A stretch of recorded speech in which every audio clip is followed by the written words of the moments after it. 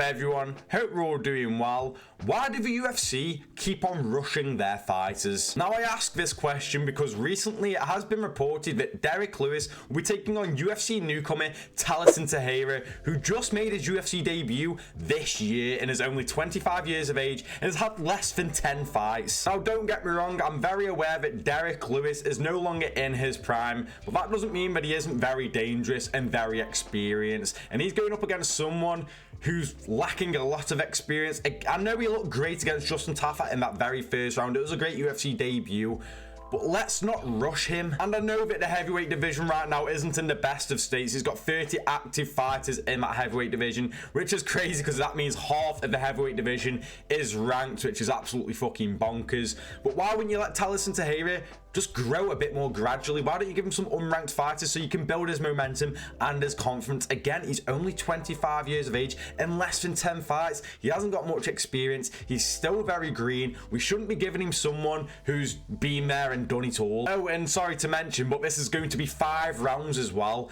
A 5-rounder in your second UFC fight is absolutely bonkers. And I just feel like the UFC keep doing this recently, keep rushing fighters to the very top, and ultimately what happens, they end up failing and it can even fuck up their entire career. And I find this funny because, you know, we had Darren Till bursting onto the scene in that welterweight division many moons ago, and it didn't all pan out well, and he kind of fell off a tad bit. And Dana White came out in 2019 and was like, yeah, maybe we rushed Darren Till a bit too soon.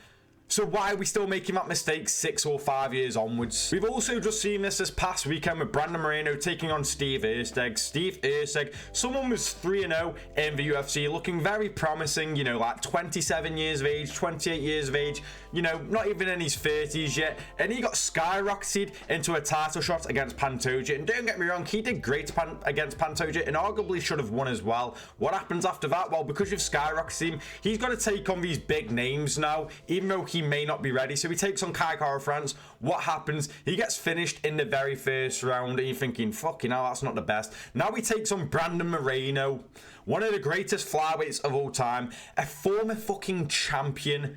And what happens? Well, he loses to Brandon Moreno. And yes, he did have success, but now he's on a 3-fight losing skid and has lost a lot of momentum, a lot of confidence, and it's safe to say his stock has dropped a lot. And who knows, if you just let Steve Ersteg grow gradually and actually progress through the rankings instead of making him jump a load of people, maybe he could have actually been the one to dethrone Pantoja instead. Maybe he would have done a lot better against Kai Kara-France and against Brandon Moreno. Who knows? We won't know because he got skyrocketed straight into that title picture. And another example, another guy who's not even in his 30s yet, Benoit Saint Denis, you know, had a big win over Matt Favola. So what do they do next? They give him one of the greatest lightweights of all time, Dustin Poirier. And in fact, he was actually a favourite against Dustin Poirier. A lot of people believe that Benoit Saint Denis was going to be able to beat Dustin Poirier, but that wasn't the case. He got knocked out by Dustin Poirier and at a fair bit of damage. What happened after that? He comes back after that loss against Dustin Poirier and takes on Renato Moicano, who's got a bit of momentum going, is also very experienced. What happens? Moicano exposes Benoit Saint Denis' defensive grappling, takes him down, and absolutely pummels him and puts on a lot of damage. And in 2024 is an awful year for Benoit Saint Denis because he just took so much damage and his stock just dropped loads. And what's happening now? He's scheduled to be taking on Joel Alvarez, and if I'm being completely honest, I am scared for Benoit Saint Denis in that fight because I think Joel Alvarez is going to absolutely wipe the floor with him. And then you go and look at someone like Sean O'Malley, who had about 6 or 7 fights before he even got a sniff at someone who was at the top end of that bantamweight division in Piotr Jan, and he went on to beat Piotr Jan. Now, obviously it's controversial because a lot of people believe that Piotr Jan won, but regardless, he had a very contested and close and competitive fight against one of the best in the bantamweight division. After that, he goes on to win that title against Aljamain Sterling, and that's what you're meant to do. Just naturally let them progress and don't rush them to the very top. And listen, I know there's going to be examples out there of people being rushed to the top but being able to make it a success. The main one coming to mind is Alex Pereira. Obviously had a couple UFC fights, gets skyrocketed against Sean Strickland and then goes on to win the title. I understand that there is some exceptions, don't get me wrong, but you got to remember as well, Alex Pereira was well known in kickboxing and a very good kickboxer before he even came to the UFC. And obviously he had an ongoing rivalry with Adesanya, who was the current middleweight champion at that time. So business wise, it made sense. I'm not going to start explaining all of them, but a few more names. There's people like Cody Garbrandt, got beat Thomas Almeida, then got straight into the title picture, had that great performance against Dominic Cruz. What happened after that? He wasn't ready and went on a massive spiral downwards. Then you have Shamil Gaziev, who, you know, got that big fight against Rosenstruck, lost it, and now he's coming back, thankfully. And then you also have people like Ikram Aliskerov, who got chinned by Whittaker in one round. You have Umar Nurmagomedov. Yes, he only just lost to Merab Dvalishvili, and I do think he'll come back even better, but he got rushed in there against Corey Sandhagen, looked great, and then lost his next fight against Merab. What makes me laugh about Umar, if you didn't rush him,